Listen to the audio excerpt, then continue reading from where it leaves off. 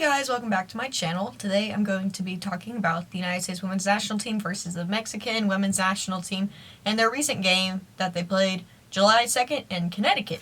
Minor disclaimer, if you hear explosions of sorts, it is July 3rd in the United States and my little brother has got some explosives, so I apologize. In today's video, I'm going to be explaining my personal thoughts and my analysis about how both teams played, but I'm mainly going to focus on the United States because that's what this channel is about. And I'm going to discuss the formations, the main highlights, and just the players and my thoughts about them and who I thought was good and who I thought was not good. Then at the end, I'm going to give my thoughts going into the next game, which is in 2 days. I'm going to format this video a little bit differently. In the past, I've covered the highlights and just gave my voiceover to it, but honestly, looking back, I think it's kind of stupid because I started watching this football channel, George Benson Football, and he just goes straight in. Like, he doesn't provide footage, he just talks about it, and he's doing great. So go watch him. If you're a Chelsea fan, I think you'll really like him. He just talks about the players, and I was like, this is efficient. That's what we gotta think here. We gotta think smart. Plus, you can find the highlights anywhere. And so I just figured I would skip this portion because it means I can talk about players longer. So, and as always, timestamps will be in the description. I haven't included them in my last few videos because I just didn't feel they were necessary. But they will be here today, so check the description if you want to skip around. Without further ado, let's get started. So the United States came out in a 4-3-3 position formation. That's what we've normally seen from them. And Mexico came out in a 4-2-3-1 position, but I noticed that their other midfielder, she would drop back to play almost as a 5-back during times in the second half. So for the United States, I'd say it took a good 15 minutes to grow into the game. The United States, like I said, took them a minute to get into the game, but once they did, it's the classic team we're used to seeing. The possession, the building of the attack from the outside of the field and then working inwards. We saw that multiple times, and then just the individual brilliance of a handful of players, obviously. I think the game took a significant shift 2 times. First one was when the first goal was scored by Sam Mewis. It was set up brilliantly. Megan Rapinoe played a nice split pass to Kristie Mewis, who found herself in a position where she could have shot it, but realized Sam was in a better position and played it to her. And she got a very lucky deflection, but the shot itself was great, and so first goal. And in this situation, they obviously scored fairly early on, and so it kind of opened things up after that. But credit to Mexico as they continued to fight even after that. Even after they got scored on, they continued to try to play their game plan, and they didn't try to conform their team to weather the storm of the United States, which I think most teams should do because you're only going to get better playing that way. We scored our second goal. Horan played a split pass to Sam Mewis, who then played a split pass to Megan Rapinoe, who had made a great penetrating run, and she just took a touch and played it back to Christen Press, who just tapped it in the goal. It was a great team build-up. I think it was important how we went through the middle of the field because I feel like a lot of times we tend to go through the outside, and so I think it's good to have variety in the attack. And I was glad that so many individuals were involved in the build-up of that play. And it's just great to see 2 midfielders and 2 forwards combining to score a goal.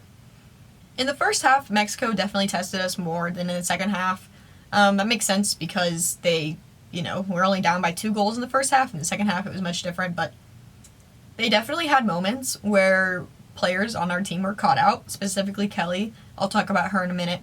But most of their attack came down the left side of the field, or our right, and I think a lot of that was just because of her positioning and her trying to get into the attack and then getting caught out. So, there were moments like the one where Dahlkemper had to make an essential block, and then obviously Listener had to punch one out. But other than that, I thought we were pretty solid defensively. Now, there were some moments where we were iffy, but it's, those are always going to happen. You can't be 100% solid. And I think given the conditions and the fact that it was a downpour for a good portion of the game, I think with all that in mind, we did pretty good. In the second half, we started creating more chances the second the subs came on.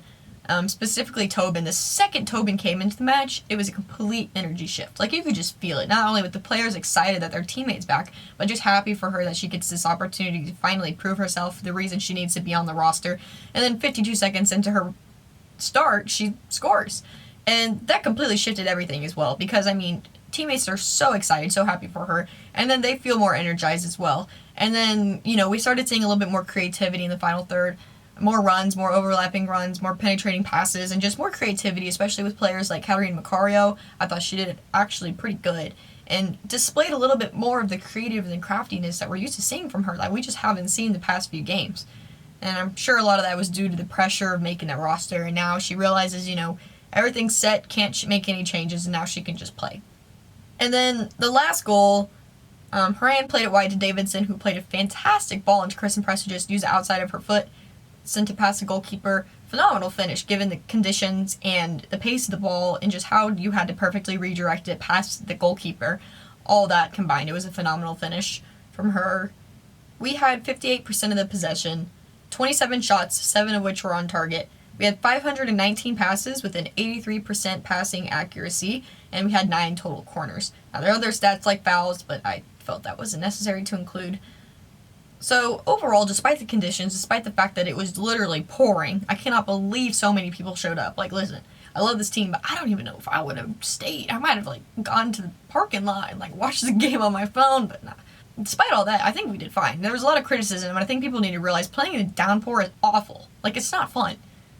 Ali Wagner was saying, she's like, your shoes are heavy, your uniform's heavy, you can't see, and those are all true. So, considering how we had moments where we were messy, I was expecting that, to be honest. I mean, you cannot play perfect when it's pouring. The ball's going to be slippier, the field's going to be more damp, and the ball's not going to be able to just glide across it perfectly, and your touches aren't going to be fantastic either. So, with all that said, I think we did pretty good. My footage of Kelley got corrupted, so I'm back.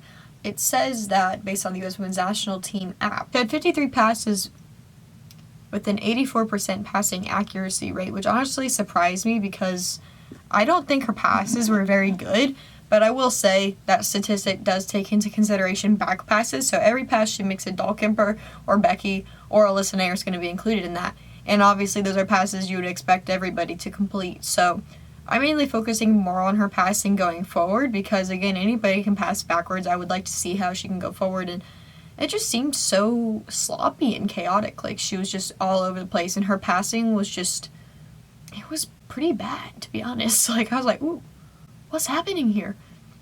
Her crosses, for example, she had a handful of good ones, obviously, but most of them were pretty trash. They either went out of bounds, or they shanked wide, or they didn't go to anybody. They were overhit. And not to mention, I think the biggest issue I had with Kelley is just her decision-making. It was so poor. She was out of position so often to the point to where they had a great opportunity to score on us, but Dahlkemper was able to get back and make that deflection. But in the frame, she's not even in the frame of the video. And then you see her sprinting back, and the girl gets a 10-yard head start, and Kelley does a good job at closing the space, but it just wasn't enough. She wasn't fast enough, and she got bodied and eats the grass, and it doesn't matter. She was way out of position for no reason. And not only that, but going forward, I felt like she would dribble herself into positions she didn't need to be. She would try to take players on when she could have just gone backwards, and I guess she's just trying to get more into the attack, but I'd rather us just go backwards and be a little bit more patient. And I just feel like there are moments when she would step when she didn't need to, or she would time her tackles incorrectly. And I just think overall Kelley had a pretty poor game. I'm not really sure what it's all about, to be honest with you, but I was pretty unimpressed with her performance. Lindsey had 66 passes and an 83% passing accuracy rate. She had 4 interceptions, 9 tackles, and 5 duels won. In my opinion, she was the man of the match. Listen, Christen Press is obviously the woman of the match. Obviously, but if she's not going to get it because she's had it the last 3 games, then I'm going to give it to Horan because I just think she performs so well. I think commentators and reporters are so damn dramatic. No, they're always so dramatic. They're like, can Lindsey perform? Can she step into Julie Ertz's role and do good? Is our team going to fall apart? No. It's the United States women's national team. Out of every country in the world, I think our team and our professional league has the most depth. We've seen in the past, Alex Morgan gets injured, it's fine. Tobin Heath is injured, it's fine. Dahlkemper's injured, it's fine. We have people who can come in and perform. Now, are they going to be the exact same? No. It's not how it works. But is it going to be the downfall of our team? No. If everybody has a solid foundation and one brick is taken out of it, it's not going to make the entire wall fall down. And that's the same thing with Horan. Everyone was like, is she going to be able to do good? Like, no, she's going to be fine. Like, she's been with the team for so long. She can play the position. Now, yeah, we're used to seeing her more in an attacking role, which is a different mindset than being a holding midfielder. But I think in the last game she's played, she's really evolved in this position, and I think she's doing fantastic. Her range of passing, whether it was long balls or short passes, and her vision to get herself out of trouble and to switch the field of play was just so important and influential in this game. And you can see it in so many opportunities and so many chances where she just looks up and sees the pass on the other side of the field and is like, you know what, I'm going to send it. And yeah, there's moments where it's not going to connect, but there's no soccer player ever who was just connected to every pass they've attempted. Like, that's just not going to happen. I think her positioning was also very good in this game. She knew where to be at what time during Mexico's counters, and she stopped so many of them. Not only that, she just won the ball back so many times for our team, so many crucial interceptions. And honestly, if there's anybody else who was going to fill Julie's role, I'd want it to be her. Like, there's no one else who I can imagine doing it, just because she's gives me the same vibes as Julie in terms of her physicality, but then she brings another creative aspect to it with her technical ability. And I think she's just a great replacement for Julie. I think she's doing fantastic. I think her decision-making has also gotten so much better. There are moments during the summer series where she held the ball a little too long and would end up losing it or get herself into trouble, and I think we did not see that in this game. There were moments where she was getting pressured and she just got rid of the ball immediately, which is what you're supposed to do. But I think in her mindset, you know, as an attacking midfielder, she probably could have thought, okay, I can get myself out of this, and if I lose it, it's okay, we have options. But, you know, at the holding role, you have to be a little bit more urgent with your play, because if you lose it, you're putting your team at a very dangerous position. And I think she was really great in terms of her decision-making under pressure this game. And not to mention, she was involved in the build-up of 2 goals. The second one, Christen Press's goal, and the last one, Christen Press's goal as well. Now, obviously, she didn't assist them, but she helped create the play. She helped play it in the direction it needed to go. What do y'all think? I think she did well. Let me know what you think about Horan down below, because I know, honestly, I haven't seen any criticism about her, but let me know what you think. Megan Rapinoe. Okay, I think this was actually one of Megan's best performances I've seen in a while, and I know you might be thinking, are you sure? She obviously assisted 1 goal, and she had an amazing shot on target that hit the post, and so she was involved in the final third very heavily. But I still think there are moments where she just needs to be smarter and just cleaner with her play. Like, her crosses, some of those are just atrocious. Like, and I could sit here and I could blame them on the weather. Or one of them, Ali Wagner, was like, I think she was trying to catch the keeper. No, she wasn't, bro. Like, I get you're trying to save her ass on this one, but let's be honest, she was not trying to catch the keeper. If the keeper was like 10 yards off her line, sure, but she wasn't. And it was just a miss kick. Like, just call it what it is. She shanked the ball. And, you know, like I said, I could blame it on the weather, but she does this all the time. So at that point, it's like, okay, well, I think it's just you.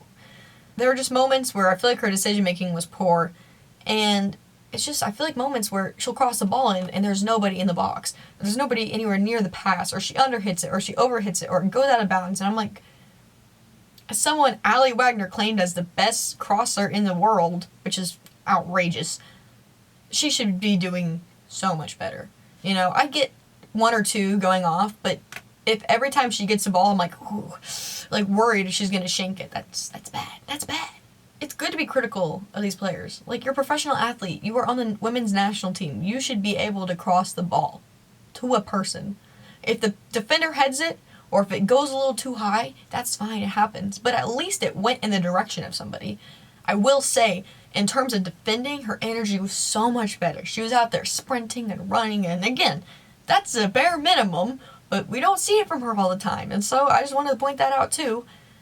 I think overall, like I said, she had a much better performance than the ones we've seen in the past, but I think Megan Rapinoe is one of these players, and I mentioned this in my roster video, but she will perform in big games. We know that from her. Like, playing against Costa Rica, she's not going to go out there and work her ass off, which I think that's unfortunate. I truly do, because if she's not going to go perform, because she knows we're going to win it anyway, we might as well put a younger player in to get the minutes. But, you know, we know Megan Rapinoe is going to come up big in these moments. We've seen it in the last year's World Cup. We've seen it in the past. In these big games against teams like France and England, we know she's going to show up. We know that. So I'm not concerned. Now, at the moment, Do performances, are they a little iffy? Yeah, for sure.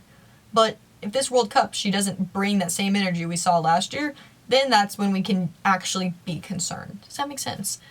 That's all I have to say about Rapinoe. I mean, she almost scored, she had an assist, she obviously contributed, but again, she's a professional athlete, she's a starter for the women's national team. I expect more from her, but maybe that's just me being overly critical. Well, let me know what you guys think down below, because there's a lot of controversy and mixed feelings about Megan Rapinoe. Like, people either diehard love her or they absolutely hate her. And now, obviously, that's probably because of how political she is, and I'm not even going to get into that, but I don't look at that in terms of her soccer. I just look at, is she a good soccer player? And I kind of fall in the middle with her. Obviously, I think she's fantastic. She has her moments, but then again, there are also moments where it's like, I just expect more. As a fan, I just do. But let me know what you guys think. Christen Press. Christen Press was definitely the woman of the match for me. I mean, she scored 2 goals.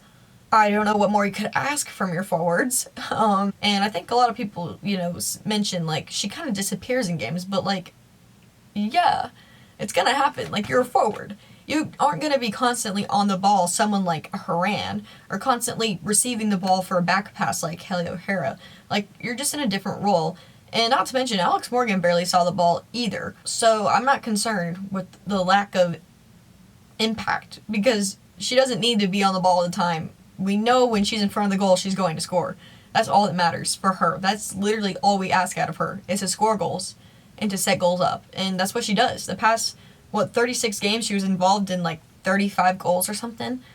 Outrageous. Like, her name, I saw on Twitter, her name is written on the roster in the starting 11 in pin. Like, it's not a question that she's not going to be starting. Like, she has to be starting. If you're not starting her, we gotta fire Vlatko. We got to fire Vlatko. There's just no discussion, in my opinion. Sam Mewis. Sam got woman of the match, but I don't think this is a performance she should have gotten that, because in the past we've seen her perform so much better. I feel like in this game, there were moments, especially in the first half, where she started getting on the ball, where her crosses weren't very sharp, and her passing wasn't good, and she wasn't really going into tackles, and I just felt like she wasn't as active as we're used to seeing her. She was involved in the setup of the second goal, and she scored the first goal. So, yeah, she had a quiet night for Sam's standards. Does that make sense? I think she obviously made an impact. What I'm trying to say here is that she was quiet in terms of just, like, overall possession. Like, she just wasn't on the ball as much as we're used to seeing. Kristie Mewis. I wanted to talk about Kristie because, she got an opportunity to start, and I thought she did really well. She had 26 passes and an 80% completion, compared to Sam Mewis, who had 44 passes and a 63% completion. So she had, like, half the amount of passes, but I'm not concerned with that. I think she fit in seamlessly into the midfield. Like, it didn't look like she was out there and didn't know what she was doing. It looked like she came out and had been playing on that team forever. It looked like she knew what she was doing out there, which she does. I mean, let's be fair. She knows what she's doing. But it didn't look like she was a new addition to the team. It looks like she's been playing with us for a really long time. And the way that she's connecting and linking up play between both sides of the field and with every single player, it didn't look like she was lost out there. And has to be one of the reasons why she's on this roster, is because she just fits in so well. I love her distribution and her forward-thinking passes. You rarely see her get the ball and just want to go back. She always wants to go forward, or she set up Sam's goal. But I think the thing I love the most about Kristie Mewis is she makes a bad play, she makes a bad pass, or she loses the ball. She's going to work her ass off to get it back, or to try to amend her mistake. Does that make sense? Like, she makes a mistake, yes, that happens. Everybody's going to do that. But she doesn't let that get to her. She just immediately gets back and defends and tries her best to get it back. And if she doesn't get it on the first pass or the second pass, she'll intercept the third one. And then we'll have the ball back again. And, mistakes are going to happen. You're going to give the ball away. But it just counts what you do after that. And I think even if she isn't the one who lost the ball, she does so much work defensively. She had 6 tackles, which is a lot. She makes mistakes, yeah, but she brings this physicality and this like revenge type mentality. I know that sounds kind of harsh, but it's true. She's like, I'm gonna get the ball back. That's it. Sorry, if I take you down, I'm sorry, but I'm gonna get the ball back. Tobin Heath. I had to talk about her. I mean, I won't be talking about her for a long time, but I have to talk about her. Tobin fucking Heath, bro. It's Tobin Heath. you know, the whole idea and the whole discussion is Tobin gonna be the next Megan Rapinoe? I genuinely, when I say I don't know, I didn't know, because how could I know? Hadn't seen her play in like 7 months. I have no idea what she plays like in training, but I have to trust Vlatko. And if he's gonna bring her, then he has to see enough in training to know that she's gonna be fine. And I'm sorry, she's on the field for 52 seconds before she scores. Like, come on. Like, bro, it's Tobin Heath, bro. She's just a different breed. I wasn't worried. Like, I was not worried. We know how she plays. She was taking people on. She almost had another goal, but she was at the goalie. But just to get the ball, to look up and go like, I think I'm gonna shoot it. Like, fuck it. Why not? What's the worst that can happen? It goes out? Oh no. Like, she had nobody else to pass to. Now, she could have kept dribbling it, but she noticed the goalie was out of position and just said, screw it. And not only that, the moment she came on, it completely changed the energy of the entire game. I mean, how could you not? You're coming on and you know Tobin Heath is coming on. Like, dude, we're set. Like, we know we're doing good. Yeah, no, I'm so glad she's back. I just hope she gets more minutes, or at least the same amount of minutes the next game, so we can see her take more players on. Because with Tobin, you know what you're going to get. She's going to take people on. She's going to defend so hard. She's going to just hound the defenders, just pressure the heck out of them. And a lot of times through that, she wins it back, if not with the first step, with the second. And then she's so creative in the final third that she'll take people on, cut it back, send crosses in, or she'll just go herself. And to just have the confidence and just the capacity, to just be like, I'm going to shoot it. God's here. Like, she had to have been visited by aliens as a kid. Like, this woman is on another level. Like, that's my final thoughts about a handful of players I've picked out. Now, obviously, it's not everybody on the field, but these are just the players that stood out to me in terms of their good, bad moments. So if there's anybody you noticed that you wanted to talk about, or felt did really well, or felt did really poor, let me know down below, and let me know what you think. Like I mentioned earlier, with the weather conditions in mind, I think we did very well. It was literally downpour. It was a downpour for a good portion of the game. Rip to their scalps. They are going to be brushing for a long time. They're going to need a tangler, a comb, a brush, some Advil. Like, my thoughts going into our next game is I would like to see a different lineup. Put Rose in if she's healthy. If she's not, obviously don't put her in. I'd stay with the same midfield. We got to keep the chemistry. I think the back line, we could probably put Tierna on and Sonnet on just to see how they perform, because we know how Kelley and how Crystal are going to play. Up top, again, I think we could keep it, or, maybe switch out Tobin for Pino or Tobin for Alex, but I think Christen obviously is going to be out there. I mean, no doubt. So, other than that, I'd also love to see AD French get the entire game. Just give her the entire game. Alyssa does not need that. I don't think she needs it. It's Alyssa Narrow. She got ice in her veins. She does not need this last game. I think it would be great to give AD French the entire moment, just to see under these pressure moments what she can do. Because in the second half, Mexico they were done. Let's be honest, they weren't going to come back. And so she wasn't tested at all. And so I'd love to see her get the full 90 minutes, or at least the first half, because that's when Mexico is going to be at their strongest. So I expect to see our play be a lot more crisper and clean. And I'd also like to see less 1v1 attacking moments in terms of Mexico in our defensive third. Like, I don't want to see those long balls again over top or Kelley caught out. I think that's something that we can clean up, which will significantly make our lives easier. I think in terms of corners, we should try to be more lethal and more pinpoint specific, because, sending crosses in just blindly is not going to help anybody. So yeah, someone could get on the end of it, but that's just hoping at that point. And so I'd like to see our crosses be a lot more precise and to a person instead of just to an area. Yeah, that's all I really have to say. Thank you so much for watching. If you enjoyed, give it a thumbs up. If you hated it, give it a thumbs down. And in my next video, I will wear a hat, I promise. Alright, I'll see y'all later. Bye.